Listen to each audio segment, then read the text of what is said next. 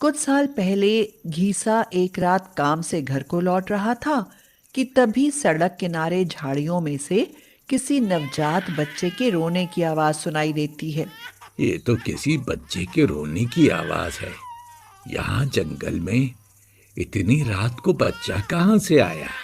जाकर देखूं तो आखिर यहाँ बच्चा आया कहाँ से। यह कहकर घीसा झाड़ियों के पीछे जाता है तो देखता है कि वहां कपड़े में लिपटा एक बच्चा पड़ा था जो भूख से बिलख रहा था। घीसा बच्चे को गोद में उठा लेता है और कहता है, अरे ये तो बच्ची है। पता नहीं कौन निर्दयी माँ इसे यहाँ फेंक कर चली गई। घीसा बच्ची को लेकर गांव में चला आता है। घीसा बच्ची को पाकर बहुत खुश होता है क्योंकि उसकी खुद की कोई औलाद तो थी ही नहीं। औलाद भी तो तभी होती जब उसकी शादी हुई होती। वह तो अकेला था, इसीलिए बच्ची को पाकर बहुत खुश था। वह गांव वालों से विनती करता है, मुखिया जी, इस बच्ची को गोद में लेकर पहली बार औलाद होने की खुशी महसूस कर रहा हूँ। आप सब कहें तो इस बच्ची को मैं रख लूं।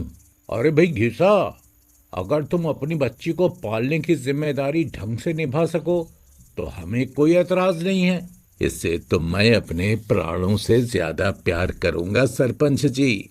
बस उसी दिन से तमन्ना उसकी जिंदगी में आ जाती है।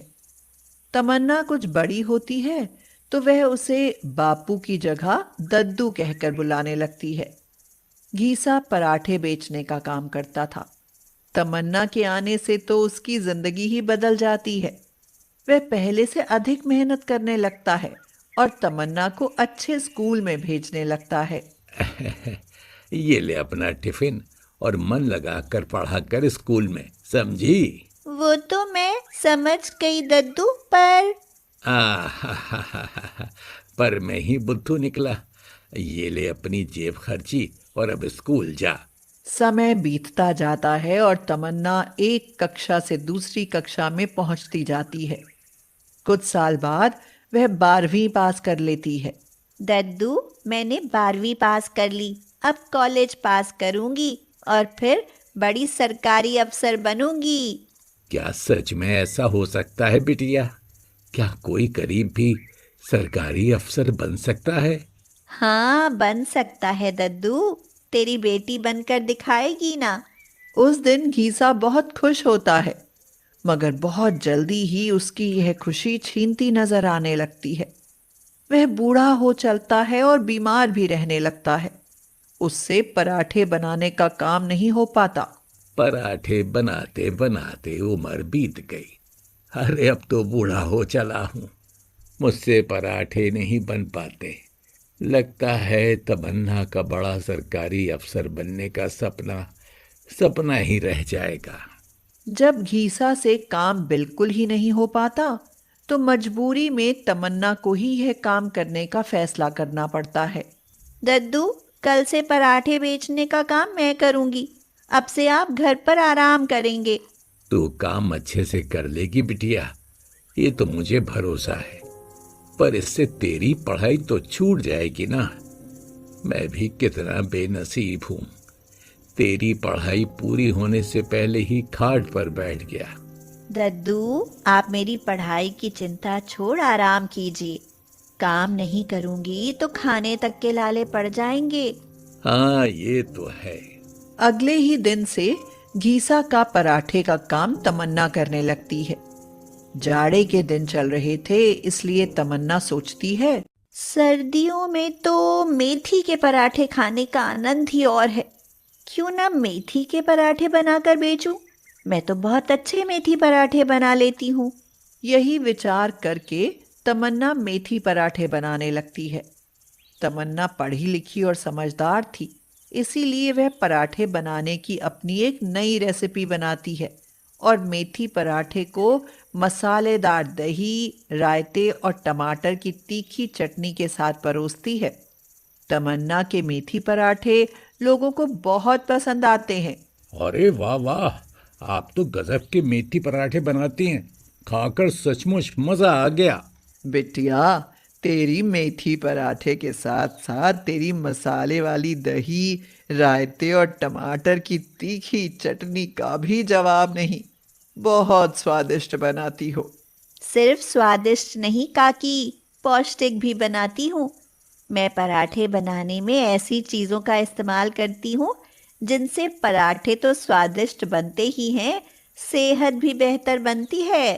पराठे बनाकर घर चलाने के चक्कर में भले ही तमन्ना को कुछ दिनों के लिए पढ़ाई छोड़नी पड़ी थी, मगर उसने हिम्मत नहीं हारी थी।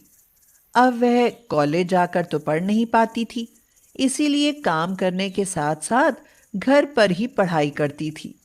दिन में काम करती और रात में पढ़ती। भली गरीब लड़की की तरह रहती और घीसा की बेटी होकर भी उसका उसकी माँ की तरह ख्याल रखती। उसे नहलाती धुलाती, कपड़े पहनाती, सिर में तेल मलती और अपने हाथों से खाना खिलाती। गांव में सबसे आदर सम्मान से बात करती। उसका यह रूप देख गांव के समझदार लोग उसकी बड़ाई करते न थकते। बेटी हो तो तमन्ना जैसी, देखो तो कितनी संस्कारी है। मैं तो कहूँ देवी का रूप है यह लड़की। ठीक कहती हो बहन, ऐसी नेक और मेहनती बेटी पाकर गरीब घीसा का तो जन्म ही सुधर गया। तमन्ना जिस घर की बहू बनेगी उसका तो भाग्य ही खुल जाएगा। तमन्ना पूरी मेहनत और लगन से पराठे बनाकर बेचती और घर की सब जिम्मेदारियां निभाते हुए खूब पढ़ती। ना कोई ऐब और ना कोई शौक। जो भी उसे देखता वही उसे अपने घर की बहू बनाने की सोचता। कुछ ही दिनों में तमन्ना के लिए बड़े बड़े घरों से रिश्ते आने लगे। एक दिन गांव का मुखिया अर्जुन सिंह घीसा से कहता है, अरे भाई खीसा, बेटी बिहाने लायक हो गई है, बिहा तो मैं उसे अपने घर की बहू बनाने को तैयार हूँ। मुखिया जी, ऐसा क्या है मेरी बेटी में जो आप उसे अपने बेटे के लिए पसंद कर रहे हैं? तेरी बेटी तो खरा हीरा है घीसा, हजारों में नहीं लाखों में एक है। पर मैं अभी शादी नहीं कर सकती मुखिया काका। मुझे पहले अपने जीवन का लक्ष्य पूरा करना है। ठीक है बेटी, तुम्हारी यही इच्छा तो जरूर पूरी करो, पर एक विनती है, मेरी बात को भूल मत जाना। समय बीतता जाता है और तमन्ना का मेथी पराठे का काम और उसकी पढ़ाई सब ठीक ठाक चल रहा था। मगर फिर अचानक ही घीसा बीमार पड़ जाता है और उसके इलाज के लिए तमन्ना को मुखिया से कर्ज लेना पड़ता है। मुखिया काका, मैं 1 साल में आपका सारा कर्ज ब्याज सहित चुका दूंगी। बेटी, ब्याज की तो बात ही मत करो, ब्याज तो मैं तुमसे लूंगा ही नहीं। मैं तो तुम्हें अपनी बेटी समझकर पैसा दे रहा हूँ। पर पैसा लौटाना तो बेटी का भी फर्ज है ना मुखिया काका। यह सुनकर मुखिया अर्जुन सिंह मन ही मन बहुत खुश होता है और इधर घीसा को अच्छा इलाज मिलने से वह ठीक होकर घर आ जाता है। तमन्ना फिर मेथी पराठे बेचने लगती है। अब वह पहले से अधिक मेहनत करती है और दिन रात एक करके पढ़ाई भी करती है। कुछ दिनों बाद तमन्ना सिविल सर्विसेज के सब एग्जाम अच्छे अंकों से पास कर आईएएस बन जाती है और साथ ही पराठे बेचकर मुखिया का कर्ज अदा करने के लिए पैसा भी जोड़ लेती है। वह पैसा लेकर मुखिया के पास जाती है और कहती है, मुखिया काका, यह कर्ज के पैसे हैं, गिन लो। अरे पैसा गिनने की बात छोड़ बेटी, पहले आईएएस बनने की बधाई ले। आज मैं ही नहीं, सारा गांव तुझ पर गर्व कर रहा है। हाँ काका, अच्छा अब मैं चलूं? यह कहकर तमन्ना जब जाने लगती है तो मुखिया उसे टोकते हुए कहता है, बेटी तमन्ना, कुछ दिन पहले मैंने तुमसे जो विनती की थी, जरा जाते जाते उसके बारे में भी तो बताती जाओ। अब मुझे शादी से कोई इनकार नहीं काका। बाकी आप मेरे दद्दू से बात कर सकते हैं। यह सुनकर मुखिया की खुशी का तो जैसे ठिकाना ही नहीं रहता। गोविंद का परिवार एक मिडिल क्लास परिवार था। उसके परिवार में उसकी पत्नी संध्या, 2 बेटे अतुल और अनंत के अलावा बड़े बेटे अतुल की पत्नी सारिका व उनके 2 बच्चे गगन और गिन्नी शामिल थे। गोविंद और उसका बड़ा बेटा अतुल जॉब करते थे, जबकि छोटा बेटा अनंत अभी पढ़ रहा था। घर में आमदनी तो थी, मगर महीना पूरा होने से पहले ही नदारद हो जाती थी। एक तो घर के खर्च, ऊपर से सास बहू के अमीर बनने के दिखावे, इन सब में सारा पैसा उड़ जाता था। आखिर वे करती भी क्या? उन दोनों का पास पड़ोस की अमीर औरतों के साथ उठना बैठना जो था। एक दिन उन्हें बबीता के घर जाना होता है। बहू, ओ सारिका बहू, बबीता की पार्टी में नहीं चलना क्या? चलना क्यों नहीं, चलना है माँ जी। जरा ढंग से तैयार तो होने दो।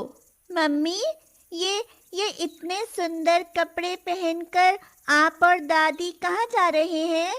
नहीं नहीं बेटा, बस एक छोटी सी पार्टी में जाना है। हमें भी साथ ले चलो ना। नहीं बेटा, वहां बच्चों का काम नहीं है। हम जल्दी ही लौट आएंगी, तब तक तुम घर पर ही रहना। ठीक है दादी। संध्या और सारिका दोनों सास बहू खुद को तो अमीर दिखाने की कोशिश बहुत करती थी, मगर घर की तरफ किसी का ध्यान नहीं जाता था। उनका घर बहुत पुराना था, न दीवारों पर प्लास्टर बचा था और न खिड़की दरवाजों पर कोई रंग। गरीब का टूटा फूटा झोपड़ा सा दिखता था घर। इसीलिए तो संध्या और सारिका दोनों किसी को भी घर बुलाने से डरती रहती थी। उस दिन भी यही हुआ।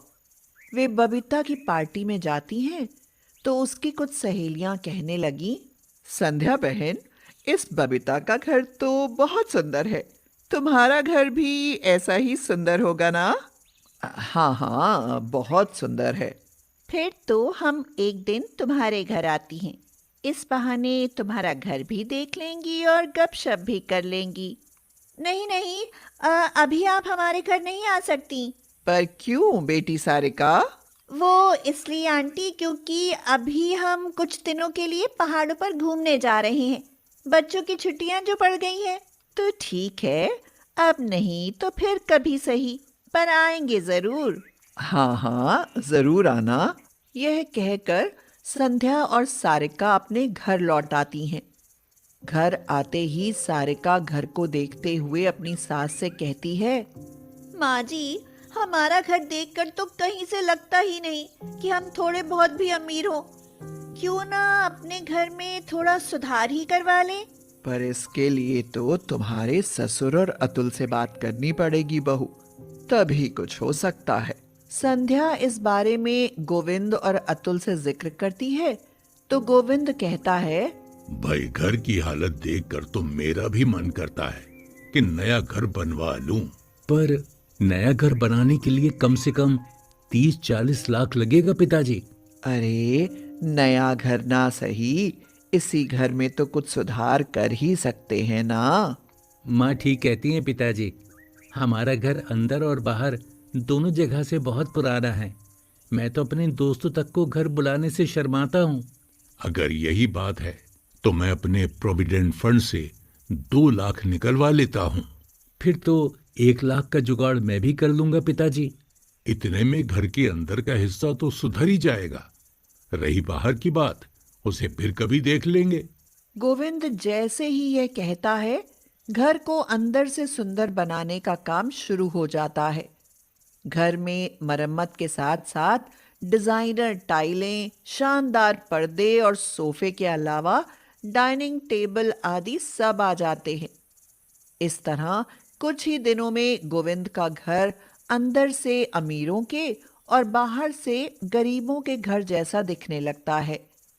इस पर संध्या और सारिका को कुछ राहत तो मिल ही जाती है। सारिका संध्या से कहती है, माँ जी, अब हम बाहर से भले ही गरीब दिख रहे हो, पर अंदर से तो अमीर हो ही गए हैं। मैं कुछ समझी नहीं बहू। अरे माँ जी, मेरा मतलब है कि अब हमारा घर भले बाहर से गरीबों का घर दिखता हो, पर अंदर से तो अमीरों जैसा दिखता ही है ना। हाँ, ये तो है। समय बीतता जाता है और कुछ दिनों बाद गोविंद के छोटे बेटे अनंत की भी शादी हो जाती है। नई बहू श्रद्धा दुल्हन बनकर घर ससुराल आती है और अनंत के घर को बाहर से देखकर दंग ही रह जाती है। ओ गॉड, ये क्या? आह, मेरा ससुराल इतना गरीब। घर को बाहर से देखकर तो यही लगता है कि अंदर सिवा गरीबी के और किसी चीज के दर्शन न होंगे। अब क्या सोचने लगी श्रद्धा? अंदर चलो ना। हाँ हाँ बेटी, आओ। अब बाहर खड़ी रहकर घर को ऐसे ना देखो, घर को अंदर से भी देख लो। सास के यह कहने पर श्रद्धा घर के अंदर प्रवेश करती है, मगर घर में प्रवेश करते ही वह फिर से चौंक जाती है। अरे, ये क्या? बाहर से गरीब का घर दिखने वाला ससुराल अंदर से तो बड़ा ही अमीर दिख रहा है। देवरानी जी, अब बताओ ससुराल कैसा लगा? बहुत अच्छा लगा दीदी। श्रद्धा काफी पढ़ी लिखी और समझदार थी, पर उसके समझ में यह नहीं आ रहा था कि आखिर उसका ससुराल बाहर से इतना गरीब और अंदर से इतना अमीर क्यों है। जब वह इस बारे में अपनी सास से पूछती है तो वह उसे सब बता देती है। इस पर श्रद्धा कहती है, माँ जी, आप चिंता ना कीजिए। अब मैं और अनंत भी जॉब करेंगे और जल्दी ही हमारा घर बाहर से भी अमीरों वाला घर लगने लगेगा। क्यों बाबूजी, मैं ठीक कहती हूँ ना? बेटी, मुझसे तो जो बना मैंने कर दिया, अब जो करना है तुम करो। हाँ, तुम्हारी सास और जेठानी से जरूर ये कहूंगा कि वो अमीरों की तरह दिखावा करना छोड़ अमीर बनने की कोशिश करें। बाबूजी, जब अमीरों के साथ उठना बैठना पड़ता है तो कुछ तो दिखाना ही पड़ता है ना? बहू ठीक कहती है जी। आप सब कमाते हैं तो क्या हम थोड़ा अमीर भी नहीं दिख सकती क्या? संध्या की बात सुनकर कोई कुछ नहीं बोलता, मगर तभी श्रद्धा कहती है, बाबूजी, आप अब चिंता ना करें। हम सब हैं ना, हम मिलकर इस घर को संवार लेंगे। यह कहकर श्रद्धा सारिका के साथ उसके कमरे में चली जाती है और दोनों बातें करने लगती हैं।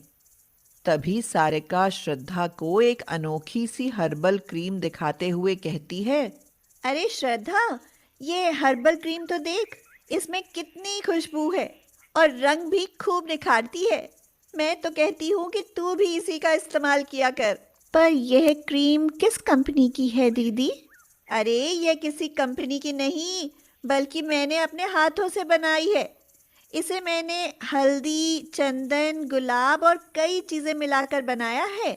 सच दीदी, क्या तुम ऐसे हर्बल सौंदर्य प्रोडक्ट्स बना लेती हो?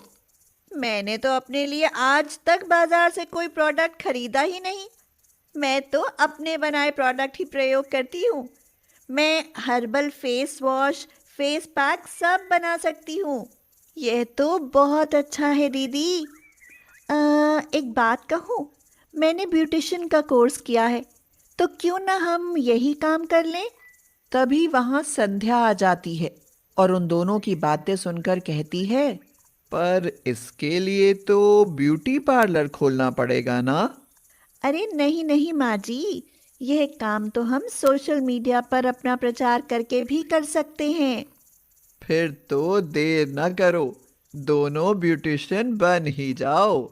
संध्या के यह कहने पर सारिका और श्रद्धा सोशल मीडिया के जरिए ब्यूटिशियन का काम शुरू कर देती हैं और उनका काम चलने लगता है। सारिका देशी सौंदर्य प्रोडक्ट्स बनाती है और श्रद्धा उन्हें महिलाओं को बेचती और उनका मेकअप करती। उनका काम सबको बहुत पसंद आता है और धीरे धीरे उनका काम चल निकलता है। अच्छी आमदनी होने लगती है तो श्रद्धा सारिका से कहती है, दीदी, आपके सौंदर्य प्रोडक्ट्स तो कमाल कर रहे हैं। क्यों ना अब हम ब्यूटी पार्लर खोल लें? खूब चलेगा, देखना। जैसी तेरी मर्जी श्रद्धा। बस सारिका का यह कहना था कि श्रद्धा ब्यूटी पार्लर खोल लेती है और उनका ब्यूटी पार्लर और ब्यूटी प्रोडक्ट्स सब चल निकलते हैं। फिर तो कमाल ही हो जाता है। सारिका के बनाए हर्बल प्रोडक्ट्स इतने मशहूर हो जाते हैं कि उनकी हर्बल सौंदर्य प्रोडक्ट्स की खुद की कंपनी ही बन जाती है और वे इतने अमीर हो जाते हैं कि श्रद्धा का बाहर से गरीब दिखने वाला ससुराल बाहर और अंदर दोनों जगह से अमीर दिखने लगता है।